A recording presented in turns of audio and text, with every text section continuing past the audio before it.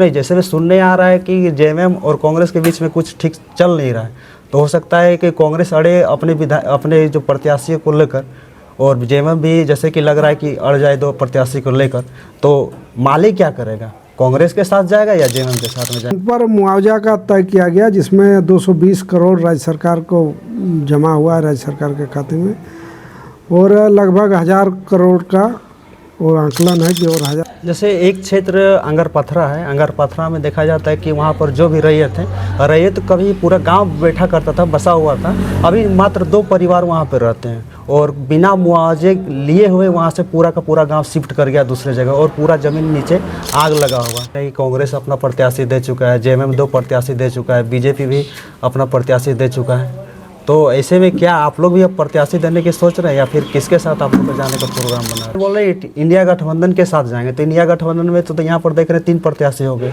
JMM 2 प्रत्याशी दे चुके हैं और कांग्रेस भी 1 प्रत्याशी दे चुके हैं, तो ऐसे इंडिया गठबंधन कैसे काम करेंगे? जोहार, नमस्कार, आप देख रहे हैं खबर आंदोलन और अभी हम लोग हैं सिंदरी में और हमारे साथ मौजूद है सिंदरी विधायक चंद्रदेव महतो, जिसे हम लोग बबलू महतो के नाम से भी जानते हैं। इन्हीं से कुछ बात करेंगे, खास करके अभी चल रही जो राजनीति में, और ख़ास करके अभी हम लोग सिंदरी में आए हैं तो इधर एक बहुत बड़ा मुद्दा था अवैध उत्खनन और जो रैयतों के बीच में जो ज़मीन पे और सरकारी ज़मीन पे जो यहाँ पर आउटसोर्सिंग कंपनियाँ हैं उन पे ओबी बर्डन करने का भी जो मामला है, खास करके जैसे कि आप लोग जानते होंगे विधानसभा कमेटी इसी पर बनी थी और विधानसभा कमेटी के सदस्य भी हमारे साथ मौजूद है चंद्रदेव महतो जी। तो दादा सबसे पहले जोहार करें। जोहार। तो दादा सबसे पहले अभी हम हाल फिलहाल में कुछ दिन हुए होंगे विधानसभा कमेटी यहाँ सर्किट हाउस में बैठी थी, किन किन बातों को लेकर चर्चा हुई थी, थोड़ा बता दीजिए हमें।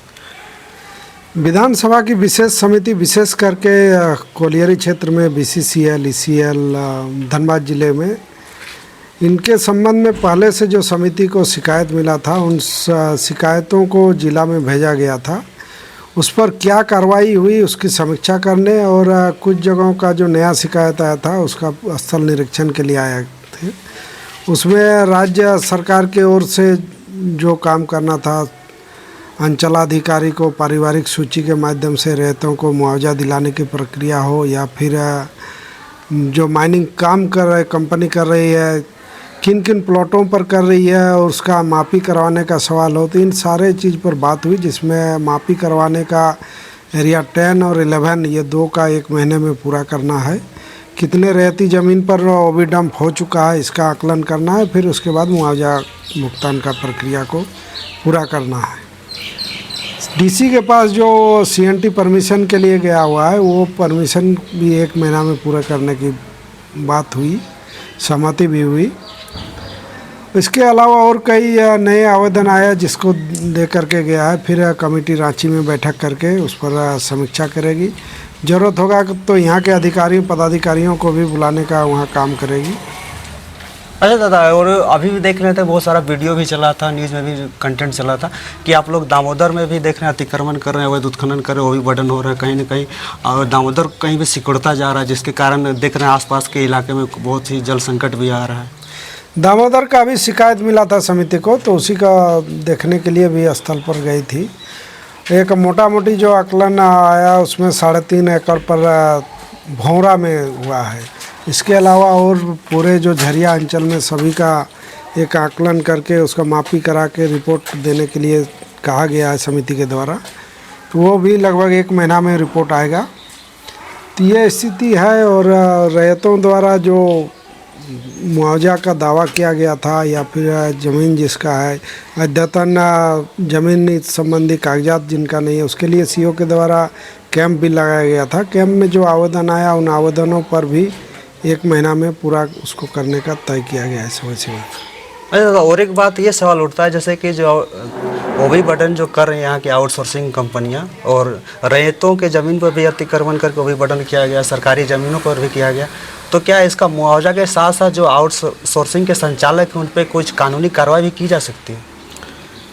इस पर एक जब ओबी हो गया डंप, ओवर बर्डन जहाँ रख दिया गया उसको हटाना एक मुश्किल लग रहा है, तो रैयत भी इसमें सहमत है। और जो राज्य सरकार की ज़मीन है वो जीएम लैंड हो, फॉरेस्ट का हो या फिर और दूसरे किस्म का ज़मीन हो, उन पर मुआवजा का तय किया गया, जिसमें 220 करोड़ राज्य सरकार को जमा हुआ है राज्य सरकार के खाते में, और लगभग 1000 करोड़ का वो आंकलन है कि और 1000 करोड़ राज्य सरकार को मिलेगा।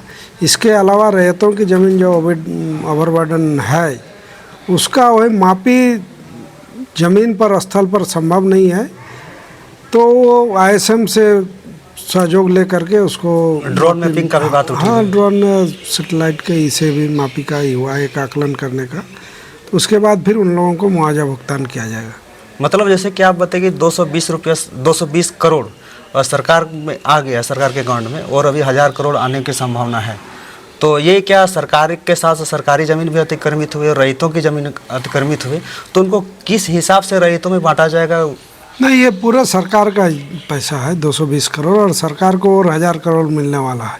जो GM लैंड है या फिर फॉरेस्ट का ज़मीन है, इन सब को मिला करके लगभग उतना का ही है। रैयतों के लिए एक अलग से ही है, उसका भी आकलन हो रहा है, और रैयत भी अपना दावा प्रस्तुत कर रहे हैं। उन दावों के हिसाब से भी देखा जा रहा है कि दावा कितना वास्तविकता में सही है। तो सारा कागजात उन लोग का ही होने के बाद फिर उन लोग को भी भुगतान करने का निर्धारित हुआ है। अच्छा, देखते हैं कि बहुत सारे रैयतों को ये भी शिकायत होती है, जैसे कि निरीक्षण स्थल पर जब आप विजिट करते हैं, जो कमेटी विजिट करती है, साथ साथ में CO या फिर आउटसोर्सिंग के संचालक भी विजिट करते हैं, BCCL के अधिकारी भी विजिट करते हैं, तो रैयतों का कहना है कि जिन स्थलों का वो निरीक्षण करवाना चाहते वो लोग, जैसे कमेटी या फिर BCCL के अफसर उस एरिया में नहीं जाकर अलग अलग क्षेत्रों में जाते हैं। नहीं, ऐसा नहीं है कि BCCL के अधिकारी या फिर कॉन्ट्रैक्टर या संवेदक ले जाते हैं समिति को। समिति अपने तय करती है कहाँ हमको जाना है, और वो तय करने का जो ही है वो शिकायत के आधार पर तय होता है। पहले तो सारे जगह समिति भ्रमण कर चुकी। मैंने जो ओविडम के ऊपर में भी जा कर के देखा, उन घरों को भी देखा जो ब्लास्टिंग से क्षतिग्रस्त हुआ था।